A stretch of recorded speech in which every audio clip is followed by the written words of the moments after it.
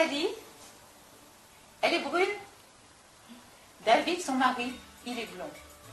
Si la couleur de peau diffère quelque peu, ils ont un même cœur. Et ils ont une seule foi. À l'âge de 3 ans, je crois, j'ai quitté la France pour aller vivre en Martinique, chez ma grand-mère. Et j'ai vécu là-bas jusqu'à l'âge de 9 ans. Ensuite, je suis allé rejoindre ma mère qui se trouvait en Côte d'Ivoire jusqu'à l'âge de 15 ans. Et après, je suis retourné en Martinique jusqu'à l'âge de 34 ans pour venir m'installer après sur la métropole. La Martinique, pour moi, c'est très cher dans mon cœur puisque j'aime beaucoup cette île. Et la Martinique, c'est toute ma vie. Et que c'est vrai qu'il y a de très de bons souvenirs de la Martinique que je garderai toute ma vie, quoi. Et vraiment, je demande toujours au Seigneur, c'est que un jour que je retourne en Martinique pour passer le restant de ma vie, ma retraite avec Nathalie. Nathalie, tu es née en Martinique, toi. Oui, ben oui, mais c'est un peu comme David. Hein. Je suis née entourée de mes parents. Je suis l'aînée de 3 enfants. Donc j'ai mon frère et après j'ai une petite sœur. Et voilà, je suis... La Martinique, c'est, comme a dit David, c'est vraiment notre cœur, c'est notre enfance, c'est là qu'on a toujours vécu au fait, c'est là qu'on s'est connus, c'est là qu'on a grandi, c'est là qu'on a fait des expériences, voilà. Qu'est-ce qui a été le plus difficile de quitter là-bas? Qu'est-ce qui était le plus... Je crois que tout. La culture est différente? La culture est différente, la façon de vivre est différente, de se nourrir, la façon... C'est une vie simple, c'est une vie... On est détendu là-bas. Bon, il y a le soleil, il y a la plage, on prend son temps, on est bien. On se connaît. Il n'y a pas de stress, c'est une petite île. Et vous n'êtes pas parti comme ça? Ah non? Il y a une raison qui vous a poussé à quitter la Martinique.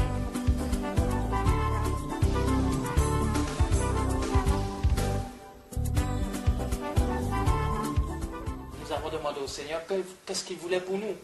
Et voilà que les portes nous ont été ouvertes par rapport à Jeunesse en Mission. Et c'est à cause de Jeunesse en Mission que nous nous sommes retrouvés en France, en métropole. Grâce à Jeunesse en Mission. Et quand on a fini les 6 mois de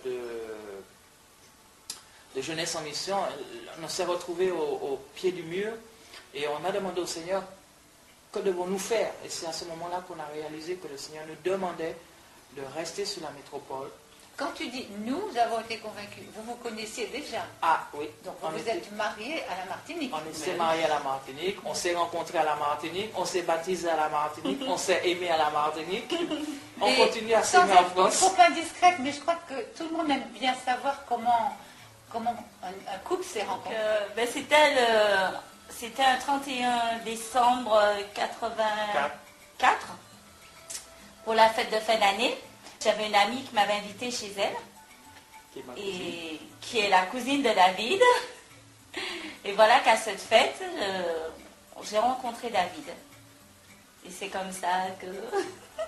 Et donc on va reprendre avec toi, David, qui disait que le chemin a été changé parce que Dieu est intervenu dans ta vie. Oui. C'est-à-dire que quand je suis allé en Côte d'Ivoire, déjà mes parents là-bas ne connaissaient pas le Seigneur. Hein. Ma mère, qui était mariée à un Ivoirien, puisque c'est en Côte d'Ivoire, elle ne connaissait pas le Seigneur, mais par l'éducation de sa maman, elle avait toujours vécu dans le système catholique, donc le catéchisme et tout ça. Donc elle avait une notion de la foi chrétienne, mais sans la mettre en pratique, et qui faisait que son époux, à elle, lui, était protestant, mais de nom. Mais tous les deux aussi ne pratiquaient pas la parole de Dieu, ne mettaient pas en pratique cette parole que Dieu voulait. Donc ils se sont tournés vers le vaudou. Et cette désobéissance a fait que mes parents, ma mère notamment, et mon beau-père, on consultait des sorciers pour obtenir soi-disant des grâces de Dieu, mais en réalité, ils se faisaient, entre guillemets, manger par l'ennemi, quoi. Donc, c'est à partir de cela qu'on s'est retrouvé dans des situations assez difficiles. Toi-même, tu as été confronté à ce genre Oui, de... oui, j'ai été confronté parce que toute la famille, tous mes petits frères, quand ils naissaient, ma mère présentait ses enfants à Dieu, entre guillemets, par rapport au marabout qui lui demandait de venir présenter ses enfants. Et notamment un petit frère qui vit actuellement, qui s'appelle Moïse, qui vit maintenant dans la région parisienne, était confronté vraiment à la mort. Parce que cet enfant à l'âge de bébé, de 15 jours ou 3 semaines, était à l'article de la mort parce qu'il lui restait très peu de temps à vivre. Parce que tout simplement, ce marabout avait demandé à ma mère de consacrer cet enfant à Dieu, mais en réalité, cet enfant a été vendu à l'ennemi parce que tout simplement, par ignorance, ma mère croyait faire avec mon beau-père un acte de foi par rapport à Dieu. Mais une sorte de protection qu'il voulait. Voilà, non, c'est-à-dire c'est plutôt comme quand Marie présentait Jésus et il fallait porter les sacrifices. Mais le problème, c'est que ma mère, par ignorance, croyait que c'est la vérité.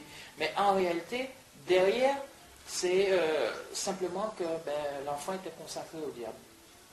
Et nous avons été confrontés, mais ma mère a été confrontée à la mort directement. Parce que quand cet enfant était consacré, en réalité, l'enfant mourait. Et le problème, c'est que ma mère ne voyait pas la maladie de l'enfant, les médecins ne voyaient pas puisqu'il a été hospitalisé d'urgence. Le problème, c'est que les médecins ne trouvaient rien du tout.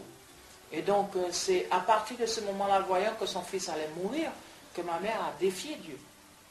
Ma mère s'est mise à défier Dieu en fermant la porte de la chambre de l'hôpital, et elle a levé l'enfant dans ses bras et dire, oui, j'ai entendu parler de toi, je sais qu'il y a un Dieu qui existe.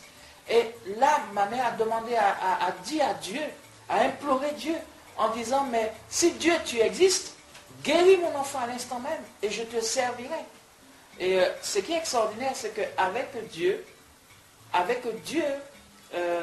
quand on demande quelque chose à Dieu, Dieu écoute, Dieu entend nos prières. Donc, Dieu a entendu la prière de ma mère sur le champ, instantanément. Et ce qui est extraordinaire, de la même manière que mon frère partait, c'est de la même manière que la vie est revenue dans l'être de cet enfant. Et ce qui est incroyable, c'est que ma mère a entendu une voix lui parler, lui demander de prendre la paire de ciseaux qui se trouvait dans le tiroir de la chambre du bébé et de couper les talismans qui se trouvaient autour des reins de l'enfant et du bras. Et lorsqu'elle a fait cela, le marabout est tombé mort. Et c'est à partir de ce témoignage que je me suis tourné vers le Seigneur aussi. Parce que Dieu, à ce moment-là, s'est révélé à chacun de nous, à ma mère, à mon beau-père, à certains enfants de la famille.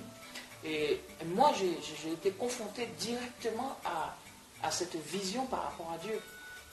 Mon beau-père, quand ils ont été confrontés à ce sujet, ils ont donné leur vie au Seigneur, puisque comme ma mère avait dit dans sa prière que si tu guérissais mon enfant, je te servirais, elle a tenu parole jusqu'à sa mort.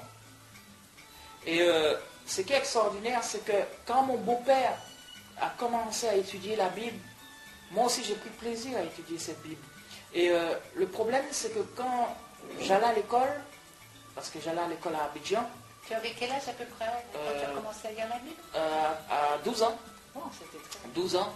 Donc au lieu d'étudier mes devoirs, au lieu de faire mes devoirs, je prenais cette Bible et j'allais m'enfermer dans ma chambre. Mais le hic dans tout ça, c'est que je ne savais pas que quand je lisais la Bible, Dieu me parlait. Et Dieu parlait à mon cœur. Et ce qui est extraordinaire, c'est que à travers toute cette lecture, Dieu transformait mon cœur, Dieu préparait mon cœur à le rencontrer à travers cette vision.